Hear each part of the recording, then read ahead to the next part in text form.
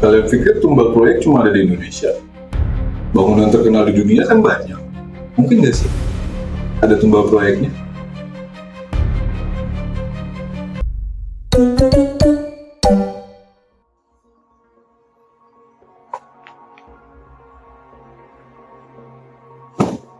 Lu katanya mau ke bandara lu, diam segini lu.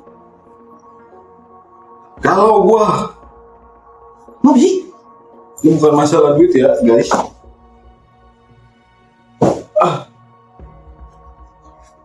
Nih, gua baru dapat berita dari TikTok. Itu apaan? Kalau di sono tuh ada konspirasi.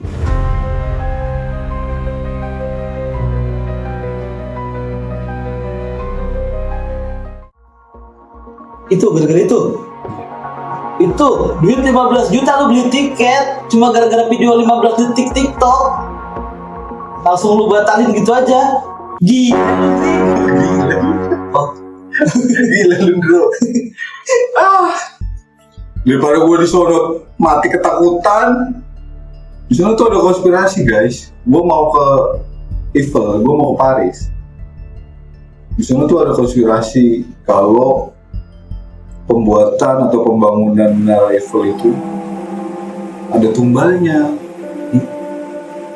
Mitos tentang orang yang terjebak dalam beton atau dikubur hidup-hidup adalah motif universal yang disebut sebagai the immolated worker. Fenomena serupa juga sering terdengar di Indonesia, seperti mitos pembangunan jembatan atau bendungan. Emang di sini ini negara maju cuy dia. Menara Eiffel masa masih pakai begituan? Pakai kepala lembu. Iya juga ya. Tapi beneran lah itu gue dapet nih dari di sono karena ada bekas tumbal yang deket sungai Seine itu. Kaki-kakinya tuh dicor pakai pekerja-pekerja. Kaki-kaki apaan? Kaki Menara Eiffel itu. Oh, ininya. Fondasinya. Fondasinya tuh dicor bareng korban-korban proyek itu. Berapa orang? Lu bilang korban-korban berarti banyak. Iya banyak, jumlahnya sih nggak disebutin, cuman banyak. Dan gimana dia ke warung? Dia kalau malam pas cuaca dingin, itu tuh di ujung Menara Eiffel tuh yang kelihatan tuh bukan lampu merah yang itu guys, yang nyala-nyala kalau kita lihat di Instagram. Tapi kalau ada kabut, cuaca dingin, itu tuh kelihatan bayang-bayang orang lagi manjat gitu.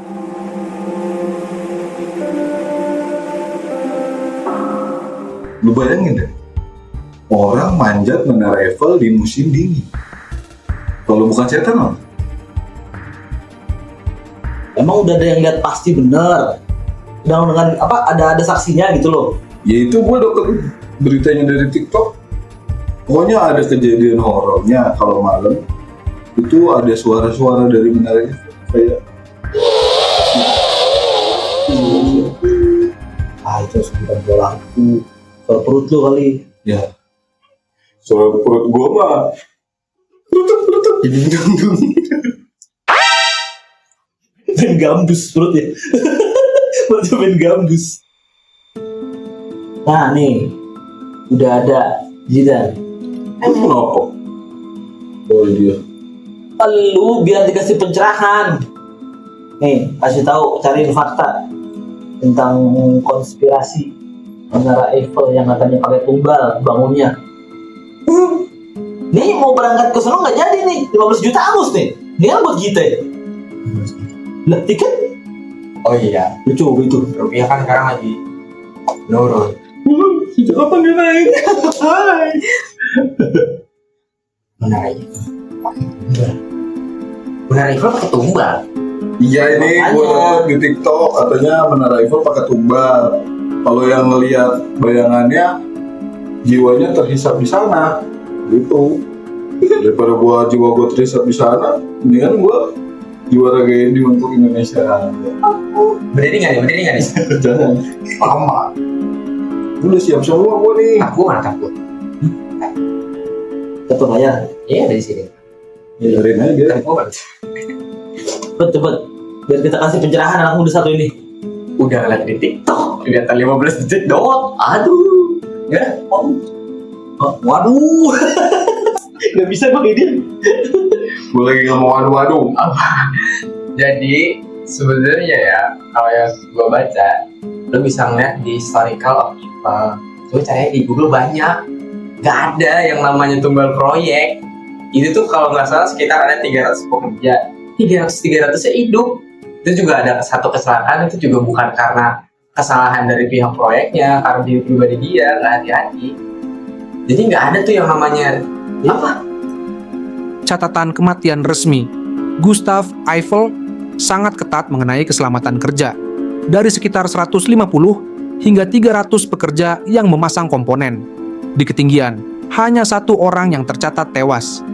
Insiden tersebut, pekerja yang tewas itu pun tidak jatuh ke dalam semen fondasi, melainkan jatuh saat sedang mendaki menara, di luar jam kerja untuk pamer kepada tunangannya.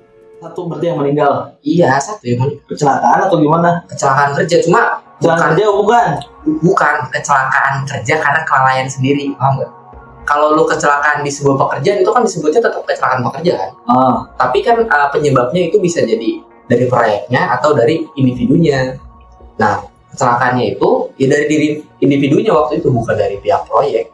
Dan kalau nggak salah tuh siapa yang bangun menara Eiffel? Oh, itu si Gustav Eiffel. Ya, si Gustav itu dia tuh sayang ya, maksudnya dia care sama pekerjanya, nggak yang kamu kerja. Oh, itu namanya kerja Rodi. Ya, itu waktu itu Rodi kerja. Iya. Rodi kerja Rodi. Dan kalau misalnya di mana sih tumbalnya, di cor-cornya gitu. Iya, di itu Fondasi. fondasinya dicor. Orang lo fondasi diisinya batu, batako. Ini isinya tulang yang nggak kuat lah nanti fondasinya. Itu logikanya aja nih. Kalau misalnya dia pakai bener-bener pakai orang buat ngisi-ngisi di masing-masing pijakannya, ya nggak mungkin dong. Tapi ada yang lihat dengan bayangannya di atas tiang itu ada bayangan orang. Mungkin nggak sih kalau orang malam-malam manjat menara itu? Nggak mungkin. Kalau bisa menampakkan apa? Ya nggak mungkin.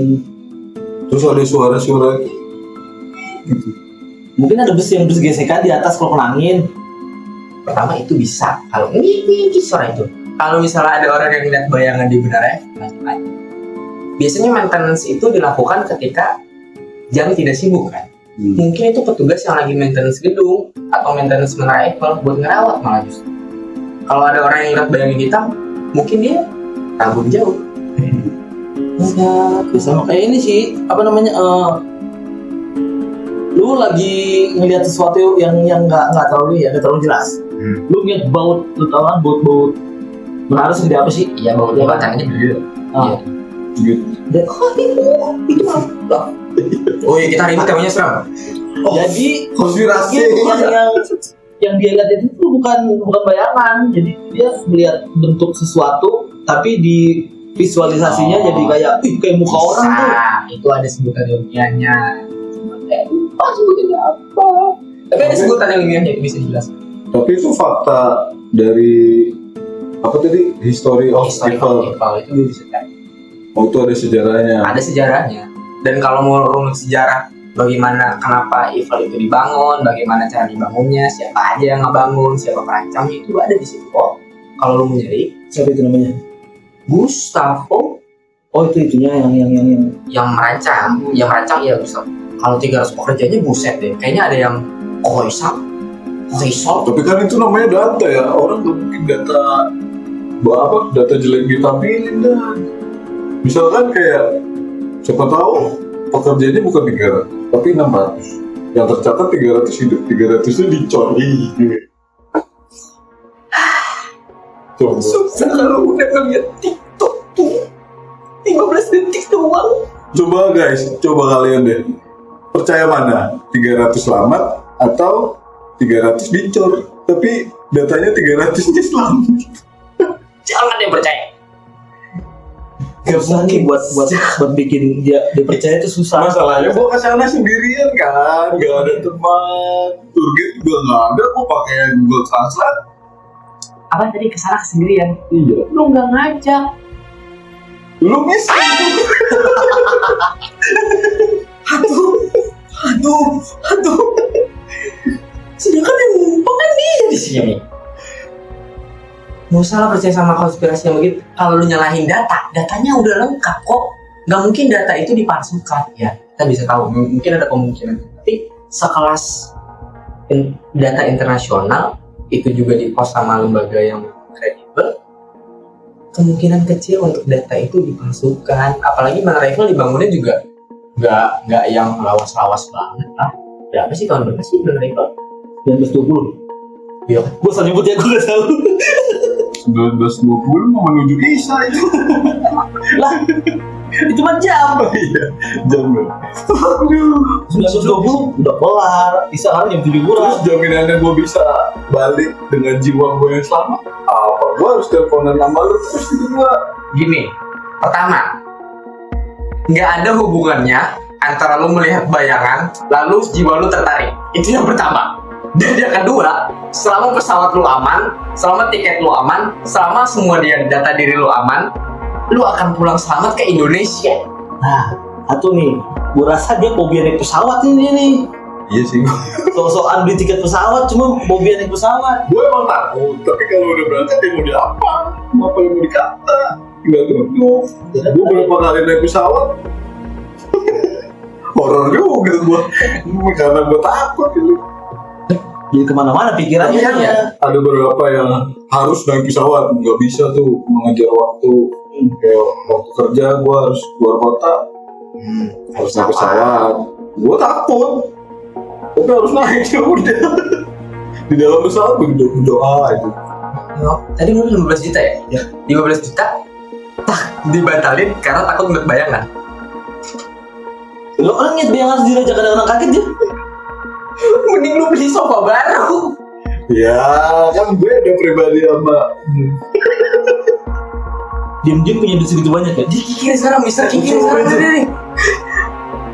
Dan jangan percaya sama gitu. Sekarang berapa? Dia berangkat jam berapa? Lah, bentar lagi berangkat harusnya. Jam 4 gue, jam 4 pagi. Sekarang lu siap-siapin yang belum lu siapin. Lu pergi sekarang, gak usah takut. Di Paris gak ada setan. Setannya berjas. Bagus. Setannya pada dansa ya. Romantis. Romantis. Siapa tahu di sana ketemu Ratatouille.